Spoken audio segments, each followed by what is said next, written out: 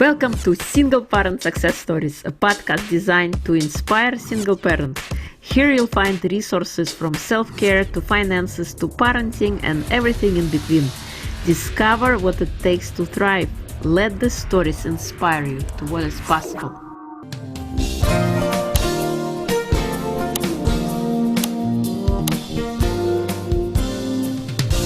Welcome to Single Parent Success Stories. Today's guest is Jillian Lama.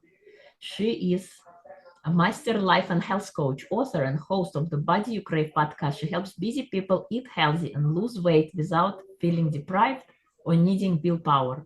Joining us from North Carolina. Welcome, Jillian. It is a pleasure. Yeah, thank you so much, Irina, for having me. I'm excited to be here.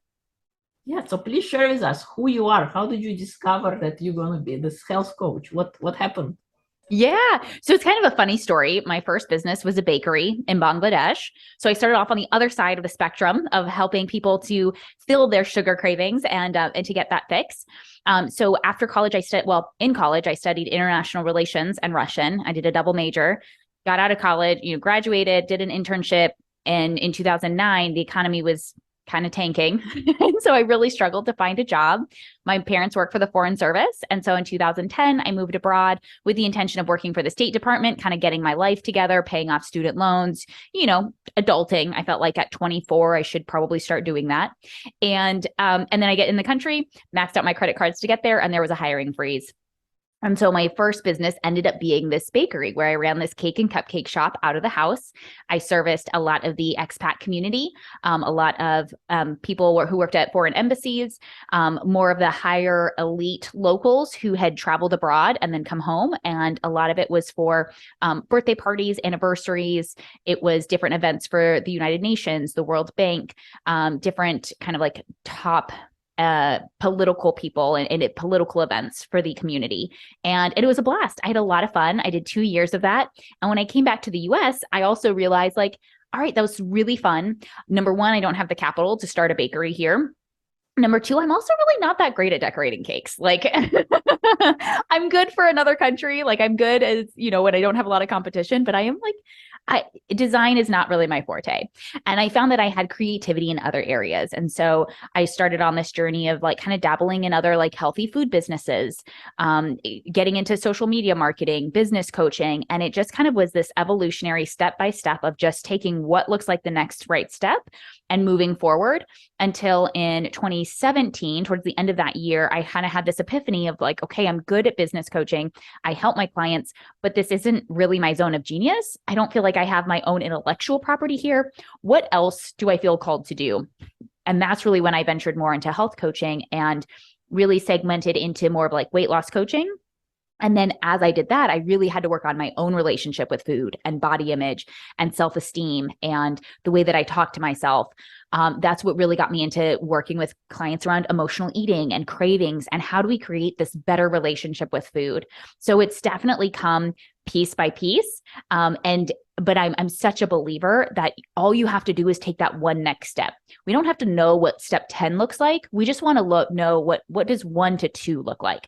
And then we'll go from step 2 to step 3 and we'll get there just one step at a time. We don't have to see the finished product right away.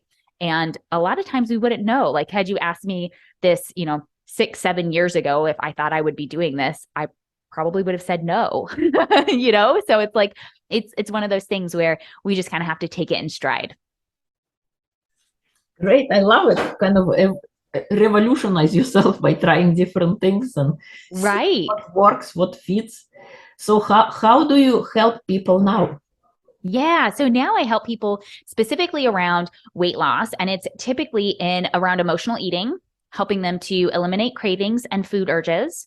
I help them around body image, their relationship with food as a whole to feel at peace and ease and in control around food. They can have one cookie without needing a dozen, or similarly, they can have one drink without needing to have 5.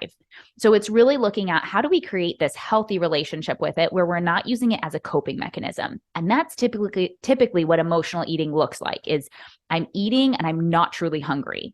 I'm eating to feel an emotional pleasure because what we've learned, what we've really talked taught our brain is that food creates this rapid, reliable, and effective sense of relief. So anytime I'm bored, stressed, angry, lonely, tired, frustrated, a cookie makes me feel better. Chocolate makes me feel better. It's like we just kind of train ourselves that this helps us to feel better. It can be a way of escaping negative emotions. It can also be a way of escaping negative thoughts, which is why I help people too around thoughts about themselves, thoughts about themselves when they step on the scale, when they look in the mirror, when they put on their clothes, when they're looking in their closet, right? There's so many thoughts that we have. We have about 60,000 thoughts a day. It's a lot, right? We are just kind of inundated and so much flies under the radar and it runs on autopilot without us consciously thinking about it or even knowing how to change that conversation. So that's what I really work on is let's change this conversation that you're having and start to feel the way that you want to feel. Start to talk better about yourself now instead of expecting that it's just going to magically change once you lose 20, 30, 40 pounds, because that's never how it works. You are totally right, because we create the story with a narrative, with our thoughts, with our feelings and emotions, and it is up to us to make a decision to change how we want to live our life, what kind of future we would envision, what kind of body do we want to have this experience on planet Earth, and how we relate to others and to ourselves. So very important work you are doing. Thank you. Yeah, thank you. What kind of advice would you give a single parent who is working with weight issues? Yeah, great question. And I work with many single parents. And this is the thing is we just want to be aware of it. So awareness is always going to be the first piece. So whenever you are going into the kitchen, opening up the refrigerator, the pantry, walking into the break room at the office, heading to the vending machine, the gas station, you always just want to ask yourself, am I hungry? And it's going to be one of those small steps that when you start to get into this practice of really questioning, am I truly physically hungry? And giving yourself a yes or a no. A lot of times we have we might be like a little bit, or we might tell ourselves like, I could eat. We kind of have these different phrases where we're like, yeah, maybe. And we just want to get really honest with ourselves about am I truly hungry? Because we have so many different diet rules that we can pick from. And it's all going to be about what can you do for the rest of your life without hating your life. We've got to have that long-term view in mind. And so if you want to cut out carbs, by all means, go for it. But if you don't want to live in a world without pizza or pasta or sweets or wine, I don't want to live there either. And you don't have to. It's not a requirement. We don't have to suffer in order to lose weight. So we really just want to start to look at, if you could eat anything, what would you allow yourself to eat? This was going to bring up a lot of diet trauma, which I work with clients around, is how do we start to heal the fear, the anxiety around eating certain foods? And now we look at, am I really hungry when I'm eating it? Because my problem, I wasn't overweight because I had a problem with eating carbs. It wasn't about the carbs. It was that I was overeating at my meals. I kept eating and snacking all throughout the afternoon. It was that I would eat 3 protein bars, some popcorn, beef jerky, and ice cream at the end of the night. That was the issue, was the binging, the emotional eating, reaching for food and continuing to eat when I wasn't truly hungry. So when we can start solving for the right problem, now we can tackle it. So we want to tackle it from the food aspect. And the first place is always going to be asking yourself, am I hungry? And then we want to ask, have I had enough? Am I satisfied? So you should be able to do a downward dog yoga pose and not want to throw up. It's how I gauge it. It's if you can't do that, if you want to puke, you've probably had too much. And we don't say this from shame or to beat ourselves up. I say this to bring more awareness, because again, we've got to know where the problem is and what side of the spectrum we want to work on. So we can work on the food piece, and then we also want to work on the emotional piece. Why is it that I'm reaching for food and I'm not hungry? So what is it that I'm feeling? What is it that I'm thinking? How is my day going? Because so often we let things from the day before, the week before, that morning really influence and drive what we're eating. So if you wake up in the morning, let's say your child wets the bed, you're running late, the dog's already puked on the carpet, or, there's some issues. You have to fight your toddler to get them to put their shoes and their clothes on. It's just a rough day getting out the door. Then you hit traffic. Then it's like maybe you're running late for a meeting, or your boss notices that you're walking in late and trying to sneak in. And now you're like, oh my gosh, there's all of this urgency and panic, and I've got to get going, and I'm going to be late. And just how we're talking about things, we want to start to calm that down. That's what we want to start to solve for too, because that right there is going to drive your eating later at night, or it's going to drive the 4 p.m. rating of the vending machine. So the more that we can start to recognize these patterns and start to solve for the real issues, the better we have. Not to mention all of the challenges that you might face as a single parent. Things like going through a divorce, custody of kids, having a spouse who maybe doesn't respect your boundaries, or finding out that your spouse has been talking bad about you to the kids or around the kids. There can be some real big negative emotions that we have up, some frustrations and some challenges trying to co-parent. For some single parents, maybe you lost a spouse and this is not what you would have chosen. This is not how you thought life was going to work out. So there can be some guilt, some anger. There can be a lot of resentment, some frustration, right? Like we just want to start to process this emotion. That way we're not eating over it. We're not trying to drink over it to self-soothe. You're so right. I totally agree with you. There is a great concept in Ikigai, don't fill your stomach. And it takes generally 20 minutes for the food to get digested before our stomach sends a signal to the brain to us, right, enough. And chances are many times when we think we are hungry, we're actually thirsty. So yes, exactly. A glass of water and thinking, why am I feeling now? And you're so right that we get constantly affected, triggered by all the events in our life, because we are not the silo person. We have our emotions, our physical body, our nutrition and sleep. Everything is commingled, and we are this advanced system. And when something is not working over here, it's going to have some kind of effect over there. And we don't even connect the dots until we see that picture and looking back, like, oh, wow, this is what's happening in real life. Right. Yeah. And sometimes there's like a habit of like, maybe we're just in the habit of snacking on chips and salsa while we make dinner, or we're in the habit of once the kids go to bed, that's when I can really unwind. I can have a glass of wine, or I can have a beer, and I can have my sweets, or I can eat my food in peace. So a lot of it too, we want to just be aware of what habits we're setting up for ourselves and the story we're telling ourselves about it. Kind of like you brought up earlier around the narrative of like, what's the story that I'm telling myself? Because we can relax without food. We can relax without a drink. The question is like, how are you talking about it? Are you telling yourself, I can't have that, I shouldn't, I'm not allowed, the scale was too high, so now you're being punished and you don't get to have this, right? Like, what's that conversation look like? Or is it, you know what, you're really not hungry. I get that you want ice cream right now, but you are not hungry. You are satisfied. You are just really tired. And what you really need is to go to bed early. Or what you really want is to take a nice bubble bath, or to schedule a massage and schedule some time for yourself. Like, really open up and have some compassion for yourself. Yes, totally agree with you about the self-love piece and, taking care of our needs first and foremost, because then they touch into all different areas of life. What are top 3 things, would you say, like, how do you deal with overwhelm in your life? Great question.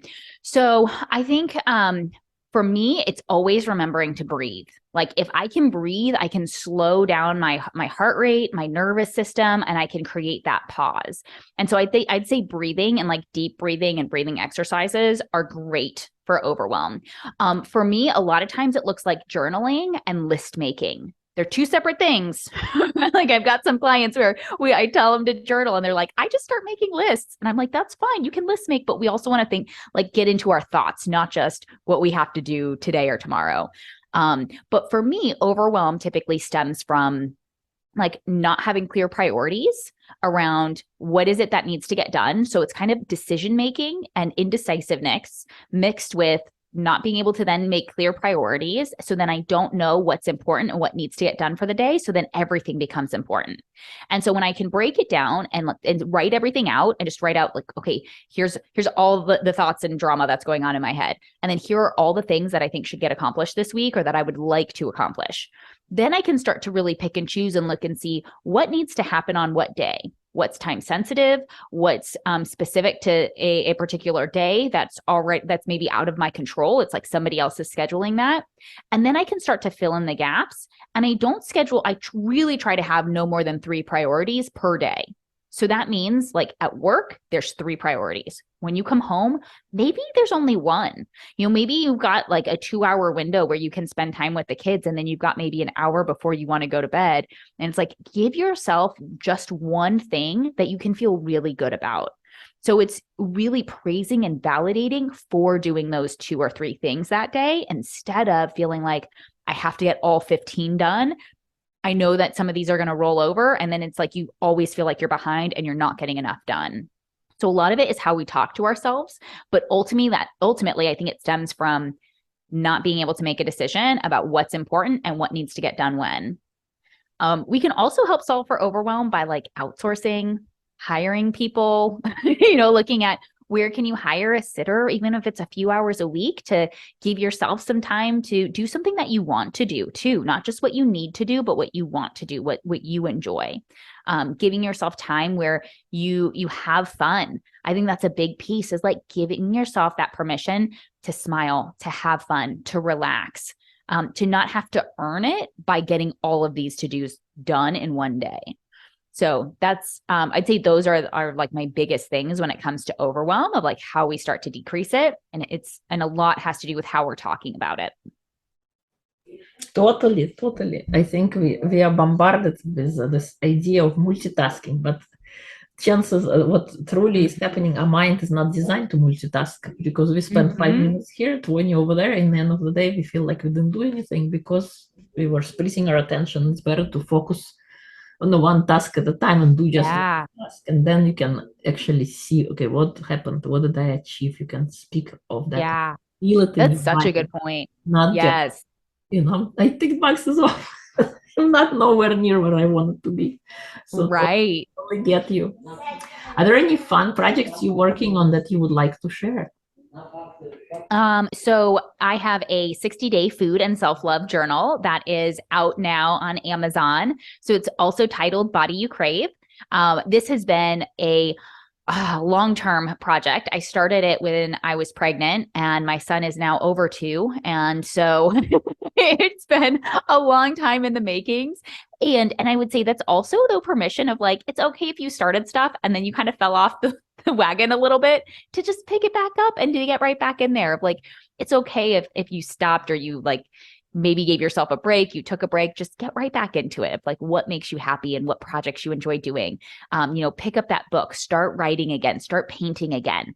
But yes, I've been working on this food and self-love journal, because I think it's not just about the food piece. That's one aspect, but it's why we're reaching for the food. It's really having clear priorities for the day, having gratitude, really understanding like what we're proud of ourselves for, like really starting to validate and praise ourselves for the work that we are doing and that we are accomplishing, which as a single parent is a lot. Like, there is a lot that you are responsible for. And it helps to like just declutter your brain, to get it out of your brain, out on paper, and to really stay on top of things. When we try to keep everything in our head, everything gets like jumbled up. And that's where we can feel really overwhelmed as well, because we're trying to like remember everything and not forget stuff. Put it down on paper, put it in a journal, in a planner, in something where you can keep track of it. And it's so awesome to be able to go back and look at your progress too, to see how far you've come. So that's one of my, I would say, like one of the projects that I'm most proud of is this journal, in part because of how long it has taken me and all the starts and stops. Did you celebrate small wins along the way? And you completing the milestones to get you to your goal? Yeah. And it's been, it's been one of those things where it's like, at times it wasn't a priority, and it's like just kind of recognizing like, hey, that doesn't have to be a problem. It's a priority now. And yes, and praising and celebrating when I did get certain deadlines done, or I did get to certain benchmarks. Absolutely. Awesome. What do you think is your personal superpower? Ooh, that's a great one. What's my personal superpower?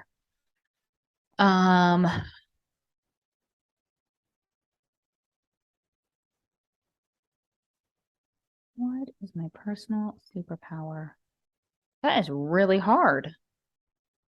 I know. I'm like, dang, I don't know how to answer it. If I did have a superpower, it would be teleportation. I think that would be fantastic.